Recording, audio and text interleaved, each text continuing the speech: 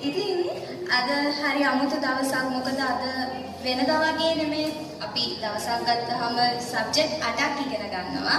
ඉතින් අද අපි මුළු දවසම ඉංග්‍රීසි ඉගෙන ගත්තේ.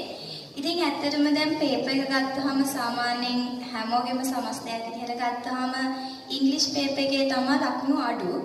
ඉතින් ඒ වුණාට අද මේ පේපර් එක අරගෙන සාකච්ඡා කරනකොට වගේම අර ඉක්මනට ලියලා ටයිම් මැනේජ් කරන විදිහ ඒකෙන් තේරුණා සර් කියලා දෙනකොට අපිට මගැල්ල තියෙන හරිම සරල දේවල්.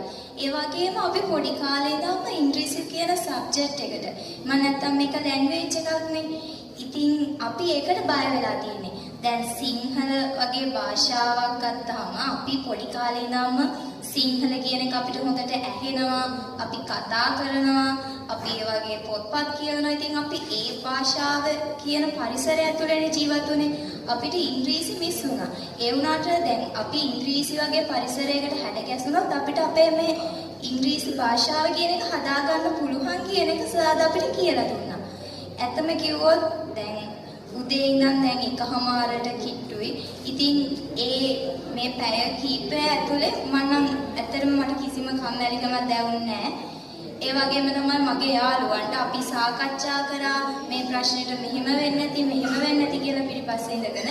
ඉතින් ඒකෙදි ඇතුලේ අර වෙනදා පන්තියේ ඉඳගෙන අපි ඉංග්‍රීසි ඉගෙන ගන්නකොට අපි කොහොම සාකච්ඡා කර ඉන්නේ නැහැ. ඒ වුණාට අද අපි එහෙම සාකච්ඡා කරා, තර්ක කරා මේක මෙහෙම වෙන්නේ නැති කියන එක. ඇත්තටම කිව්වොත් සර්ටයි සගේ ටීම් එකටයි ගොඩක්ම thank you. ඉතින් අද අපි අර අපේ තිබ්බ අතපසුවීම් මොනවාද කියන එක ඉගෙන ගත්තා.